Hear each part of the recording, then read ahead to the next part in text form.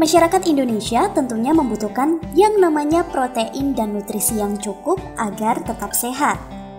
Nah, ekonomi kreatif kali ini akan membahas bagaimana cara membudidaya ikan lele di Kabupaten Ngawi, Jawa Timur dengan menggunakan metode budidaya yang tak biasa, namun menghasilkan omset yang luar biasa.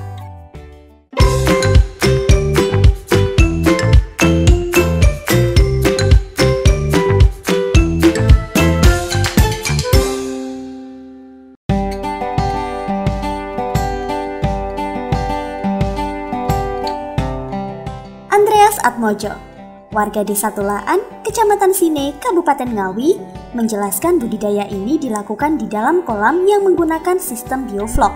Sistem ini diperkenalkan oleh Menteri Susi Pujiastuti sejak tahun lalu.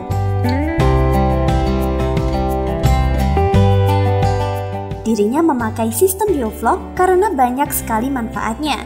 Kolamnya selalu bersih dan tidak bau amis, ikannya pun begitu, tidak berbau amis.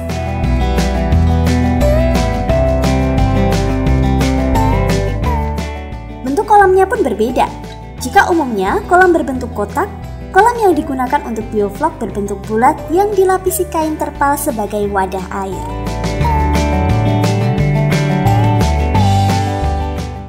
Alasan Andreas Atmojo atau yang akrab disapa Andre membuat budidaya ikan dengan sistem bioflok karena di daerah ia tinggal tergolong daerah yang sulit air. Jadi, kalau kolam dengan sistem air deras harus punya lokasi yang dekat dengan mata air. Apalagi di masa ini, sungai-sungai banyak yang tercemar oleh insektisida, oleh orang-orang yang tidak bertanggung jawab, meracuni sungai dan membuang sampah sembarangan. Hal itulah yang membuat sungai menjadi tidak layak untuk budidaya ikan. Maka dari itu, dipilihlah budidaya ikan dengan sistem bioflok. Karena dengan sistem ini tidak perlu ganti-ganti air lagi.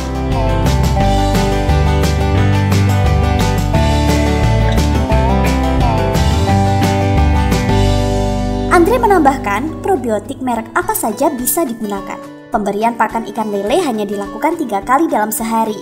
Andre melakukan sistem 939, yaitu memberi pakan pagi pukul 9, sore pukul 3, dan malam pukul 9. Lele hasil budidaya Andre pun mendapat hati para konsumen, karena lelenya tidak berbau amis. Keuntungan lain dari budidaya ikan menggunakan sistem bioflok ini adalah bisa ditempatkan di lahan yang sempit. Selain itu, untuk pembuatan kolam, alat-alat yang digunakan untuk ukuran kolam berdiameter 3 meter ini seperti terpal, besi, dan yang lainnya sekitar 1,5 sampai 2 juta rupiah sudah jadi. Harapannya untuk mendukung kecukupan protein masyarakat, terutama masyarakat di Kabupaten Ngawi, Andre mengajak untuk berbudidaya ikan dengan sistem bioflok ini. Keunggulan lain dari sistem bioflok ini karena kotoran dari ikan ini sendiri setelah proses probiotik akan menjadi gumpalan atau yang disebut dengan flok. Nah, flok itulah yang nantinya akan dimakan oleh si ikan. Karena sudah banyak protein di kotoran oleh perlakuan probiotik tersebut sehingga pakannya pun jauh lebih irit. Kami budidaya ikan dengan sistem bioflok.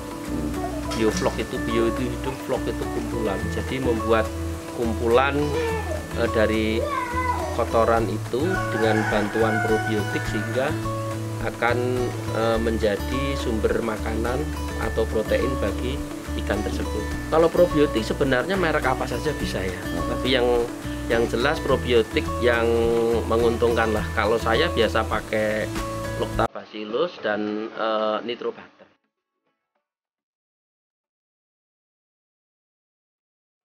Jadi begini, justru keunggulan bioflok ini karena tidak ditebar atau di kolam tanah, itu kita sama sekali tidak bau tanah. Dan kemarin memang ada begini ya, ada beberapa bakul tuh ngomong gini, Mas, kalau kita biasanya ngambil itu kan di Kerambah Apung, kalau di kampung-kampung itu biasanya kalau ikan nila itu besar kepalanya, ininya kecil, dagingnya nggak ada, duri aja gitu. Setelah bakulnya kesini dia kaget, loh Mas, ini lebih bagus daripada yang kolam Kerambah Apung gitu kan, tebel-tebel banget gitu. Artinya nggak ada kendala karena kita benar-benar kasih makannya makanan yang baik ya buat ikan, baik dengan protein cukup tinggi. Bahkan untuk limbah rumah tangga seperti nasi yang masih bagus nggak habis bisa masuk ke sini gitu. Nah itu dia salah satu keunggulan. Jadi begini, kalau bioflok ini karena kotoran dari si ikan ini sendiri, setelah kena proses probiotik itu, dia akan menjadi gumpalan atau yang disebut dengan flok. Nah flok itulah yang akan dimakan oleh ikan itu tadi. Karena sudah banyak protein di kotoran oleh perlakuan probiotik itu, sehingga pakannya menurut saya jauh lebih ngirit. Misalnya kalau ikan nila itu butuh 3% dari berat massa per harinya. Kalau pakai bioflok itu bisa 1,5%. Lele misalnya 7-8% dari berat massa. Tapi kalau pakai sistem bioflok ini paling 3-4% itu dia udah nggak makan lagi, udah kenyang, udah turun. Sekian dulu ya ekonomi kreatif pada episode kali ini. Jangan lupa tonton terus episode-episode lainnya hanya di Kerja TV.